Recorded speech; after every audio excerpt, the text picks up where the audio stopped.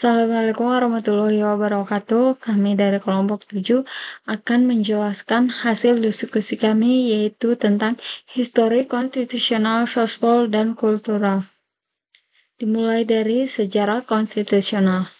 Istilah konstitusional berasal dari bahasa Prancis yaitu constituer yang berarti membentuk konstitusional. Konstitusional memiliki arti yaitu segala ketentuan atau aturan tentang ketatanegaraan. Dengan demikian, kata konstitusional merujuk pada semua langkah. Istilah konstitusional yang dimaksud ialah membentuk suatu negara atau menyusun dan menyatakan suatu negara itu sendiri. Yang pertama, awal mula konstitusi. Konstitusi adalah dokumen yang menetapkan prinsip-prinsip dan struktur pemerintahan. Contoh awal adalah Magna Carta di Inggris pada tahun 1215 yang membatasi kekuasaan raja dan menegaskan hak-hak tertentu bagi rakyat. 2. Pengembangan konstitusi modern. Konstitusi modern sering kali muncul setelah revolusi atau perubahan besar, seperti Konstitusi Amerika Serikat pada tahun 1787. 3. Perubahan dan amandemen. Konstitusi biasanya dirancang untuk bisa diubah agar tetap relevan dengan perubahan zaman. Proses amandemen itu sendiri berbeda-beda di setiap negara. Ada yang membutuhkan persetujuan parlemen atau referendum. Lalu materi selanjutnya adalah yaitu sejarah sosial politik. Sejarah sosial politik merupakan kajian yang menggabungkan aspek sosial dan politik dalam memahami perkembangan masyarakat dan negara sepanjang waktu. Istilah ini merujuk pada bagaimana struktur sosial, interaksi antar kelompok, serta dinamika kekuasaan mempengaruhi dan membentuk kebijakan politik, sistem pemerintahan, dan kehidupan sehari-hari di masyarakat. Ada beberapa bagian dari sejarah sosial politik yang meliputi, yaitu yang pertama yaitu ada perkembangan sistem politik yang dimana terdapat dua bagian. Yang pertama, sistem politik berkembang dari monarki absolut menuju demokrasi dan republik. Dan yang kedua, perubahan ini sering dipengaruhi oleh revolusi seperti revolusi Prancis pada tahun 1789 yang menekankan kebebasan, persamaan, dan persaudaraan. Dan yang kedua, yaitu ada gerakan sosial, yang dimana gerakan sosial ini dibagi menjadi dua bagian. Yang pertama yaitu gerakan sosial seperti gerakan hak sipil, feminisme, dan hak buruh telah mengubah landscape politik dan sosial. Dan yang kedua, gerakan-gerakan ini sering dimulai dari akar rumput dan menuntut perubahan kebijakan untuk keadilan sosial. Yang ketiga, ada globalisasi dan politik, yang dimana ini terbagi menjadi dua bagian. Yang pertama yaitu globalisasi telah mempengaruhi politik dengan meningkatkan interdependensi antara negara. Yang kedua, organisasi internasional seperti PBB dan WTO memainkan peran penting dalam politik global.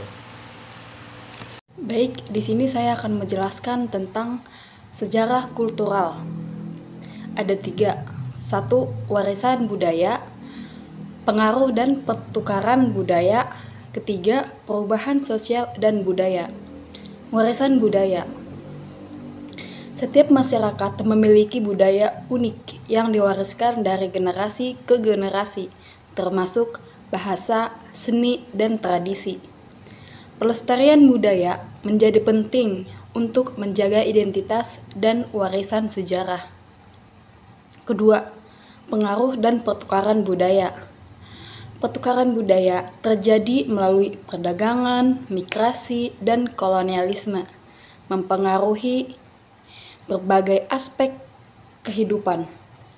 Globalisasi juga mendorong homogenisasi budaya, tetapi juga memperkuat gerakan pelestarian budaya sosial. Ketiga, perubahan sosial dan budaya. Perubahan sosial seperti urbanisasi dan teknologi telah mengubah cara hidup dan nilai-nilai budaya. Adaptasi dan inovasi budaya terjadi dengan perubahan zaman dan teknologi.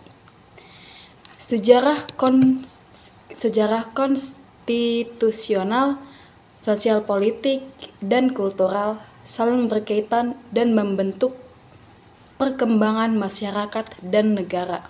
Yaitu pengaruh budaya terhadap konstitusi. Konstitusi seringkali mencerminkan nilai-nilai budaya masyarakat seperti norma-norma adat, agama, dan tradisi. Misalnya, di negara-negara dengan masyarakat multietnik, konstitusi mungkin mencakup pengakuan terhadap keberagaman budaya, keterlibatan masyarakat. Partisipasi masyarakat dalam proses penyusunan konstitusi dapat membawa perspektif kultural yang berbeda, menciptakan konstitusi yang lebih inklusif.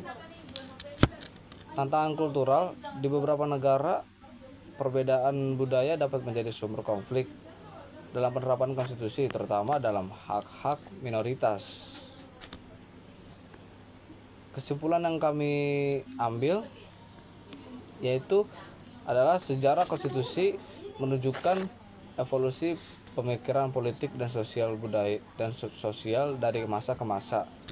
Dalam konteks sosial, politik, dan kultural, konstitusi berfungsi sebagai alat untuk melindungi hak-hak masyarakat dan menciptakan kerangka untuk pemerintahan yang adil dan stabil.